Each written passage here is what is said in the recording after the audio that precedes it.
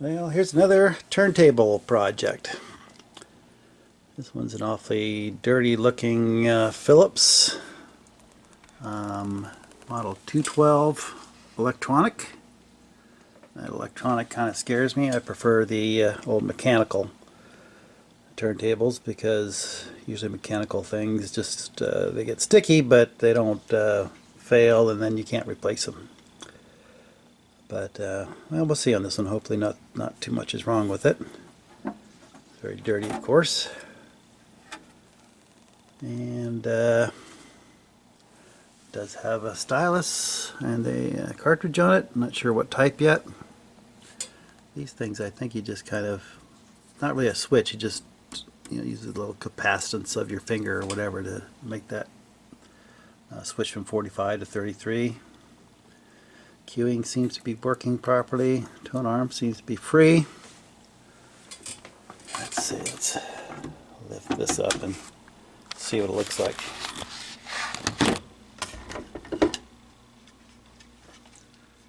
Okay.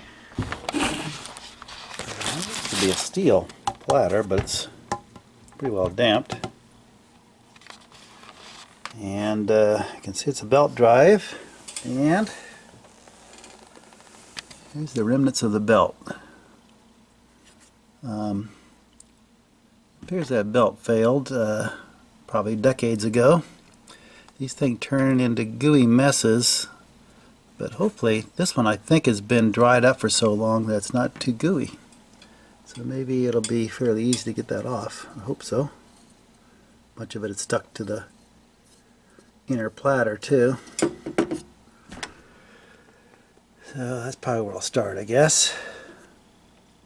This switch is very stiff. I've heard that a lot of these, this switch fails. I've seen a lot of them that have just toggle switches mounted there.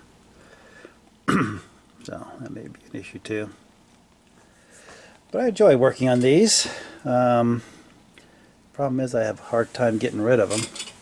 See, I've got 4 here that I use pretty much all 4 of them daily. So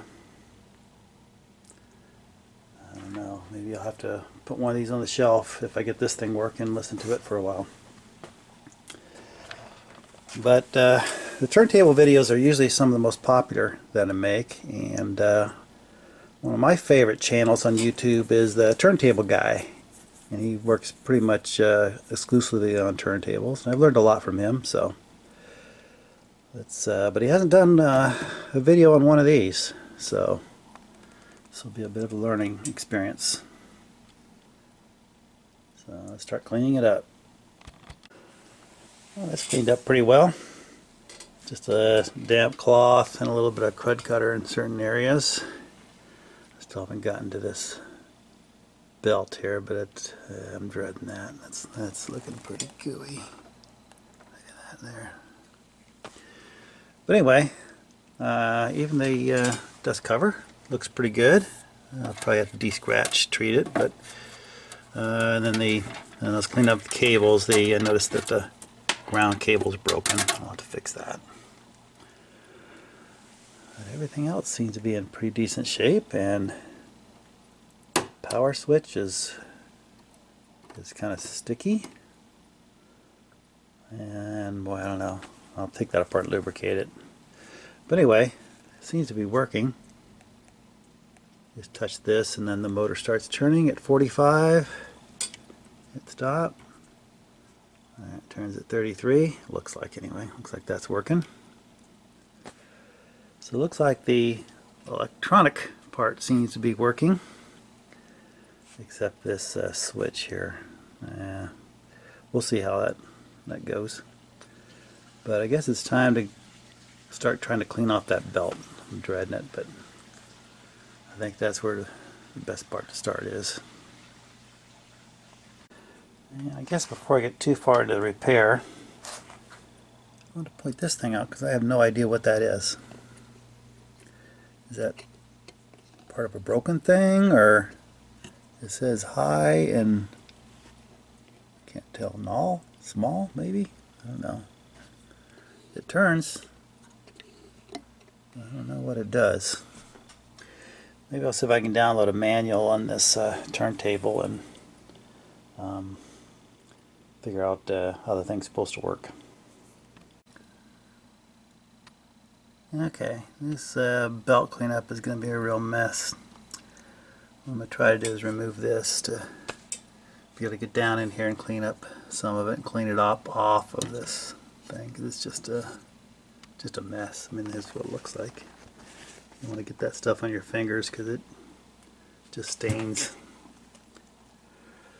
So it will come off with alcohol, but just takes some scrubbing. So I'm going to go ahead and pull this off just to make it a little easier. Well, it's not easy to get this thing off. You have to disassemble. I'm going to take the bottom off of the turntable. And you can see right there, I'm trying to hold this point. See, there's the spindle right there. There's a little C-clip right there that you pop out, and you got to reach in there and get it because it's kind of protected. And then this will come off. So I can clean that up and lubricate everything, clean out that bearing well. But not easy to get to. Okay, that was a real pain. Finally got all the residue of the belt that had deteriorated off, and then you see how it basically stripped the paint on the turntable here. I got it all off of this thing here, so that should be good. And the real pain was getting it off the pulley here, but by scraping and using a whole lot of Q-tips and alcohol, I wound up getting it pretty well cleaned up. So got a little bit of Singer tin weight oil and lubricated the top bearing of this little motor here. Just kind of use a little needle, just got to drop in there. And then I'll take some 3-in-1 oil here, and I'll coat the spindle a little bit. And drop that back in. Get that good and lubricated. Now there's a little cup that rides in. I got it right here, and it looks like it's plastic. That goes on the very bottom of this thing, so I'll have to insert that and put the little C-clip in too to hold it. But I think that's going to work, and I got a belt on order. Okay, I dismounted that power switch, which is a little sticky. I'll try shooting some deoxit in that and see if that frees it up a little bit. Alright, these switches apparently always go bad, the on-off switch. Now I can't get this thing to work. So, from what I've seen on videos of demos of these things, people mostly just get old toggle switches and just pop one of those in there. So that's what I've done. So I'm going to go ahead and wire this up and give it a try. Okay, there we go. Got a new switch.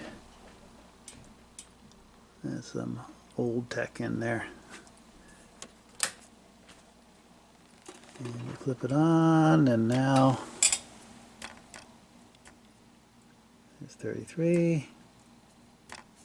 These things are a little hard to work, but they are working. So, got rid of this piece of garbage original switch. You got something in there that'll probably last 100 years. Okay, I got about as far as I can go today. Once again, I replaced that old bum switch with a plain old toggle. And now it works. I can enable either speed, and it's actually turning underneath. The motor's turning, but there's no belt. So I'm waiting on receiving that. I did test the cartridge and both sides of that are working. I just spun a record on it and it didn't make sound. So that's about all I'm going to do for now. Now this does have that cool subplatter suspension system, which is almost an exact copy of this ARXA from 1961. You can see it does the same thing. And actually the Thorens kind of copied it too. So we'll wait for a belt for that guy, and then that should be. We'll do the final test, tone arm balance and everything else, and play some records on it. Alright, I received a new belt and got it installed here. Let's see how it works. Looks like it is. Put the bladder on. We'll check it out. Okay. Let's see what we got here. So there's 33. So you got the inner ring here stabilized. There's 45. So now the outer ring stabilizes. Back to 33. And then here's where you make adjustments to the speed. So I can show you that. There's, you see the inner ring moving one way, you adjust the other way, it goes the other way. So you want to get that to stop. Right about there.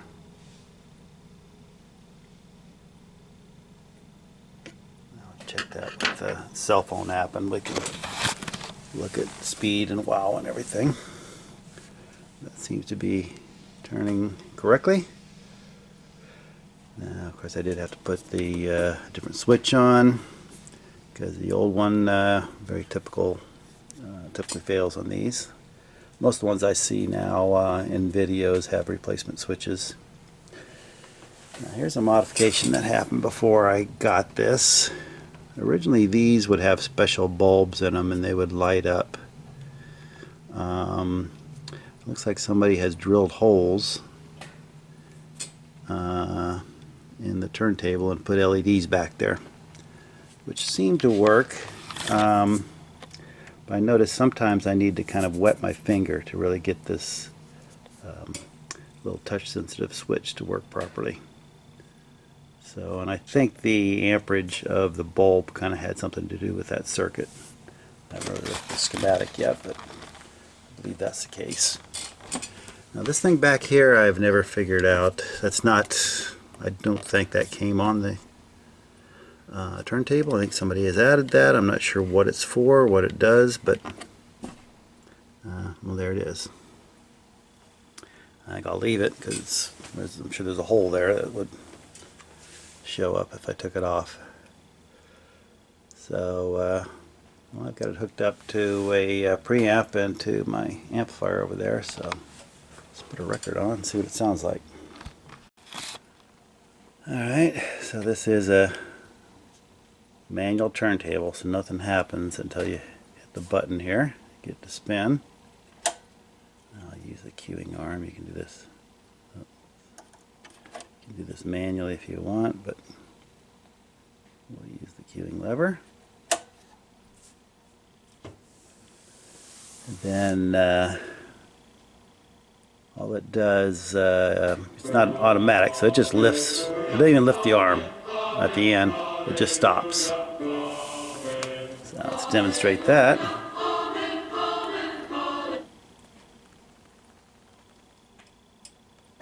Let's see, right about there maybe. Oops, I went too far. Let's go back a little bit. Yeah, maybe there.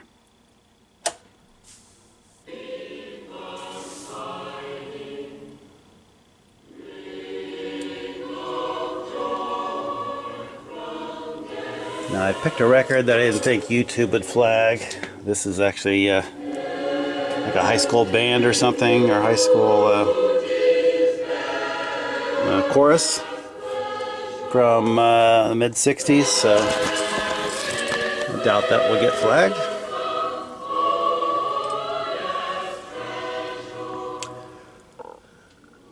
So there's not too much more to do on this. I'll do a few more demonstrations here, but I think what I'm going to do is clean up a few of the scratches, very lightly scratched on the dust cover, but I'll clean that up,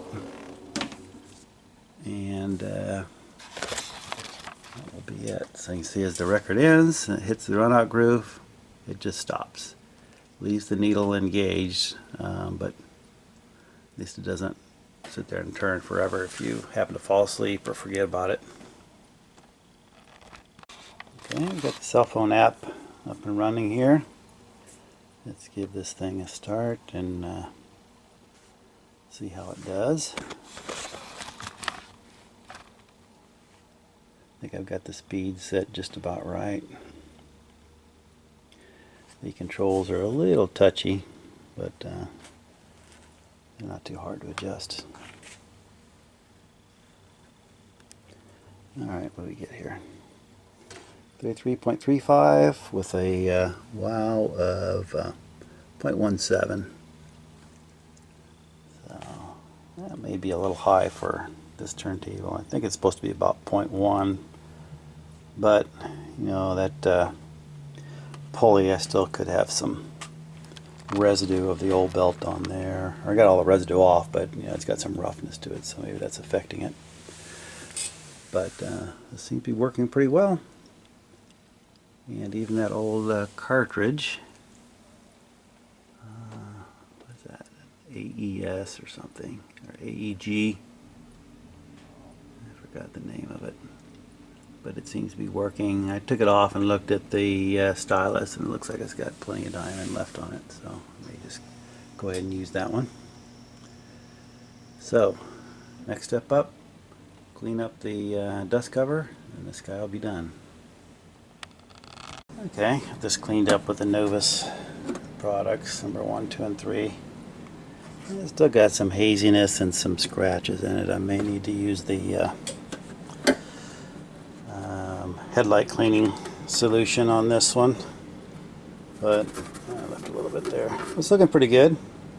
I think that's all I'm going to do for now. I'll put it on the turntable and listen to it for a while. Okay, well, that's looking pretty good and working well. So I guess that's it. Again, this is the Philips Model 212 electronic turntable with some previous modifications done to it. Those LEDs and whatever that thing is back there. So a new belt. Oops, got this in the wrong speed. That's a 45. There we go. That sounds better. So that'll do it on this one. And another nice turntable added to the collection.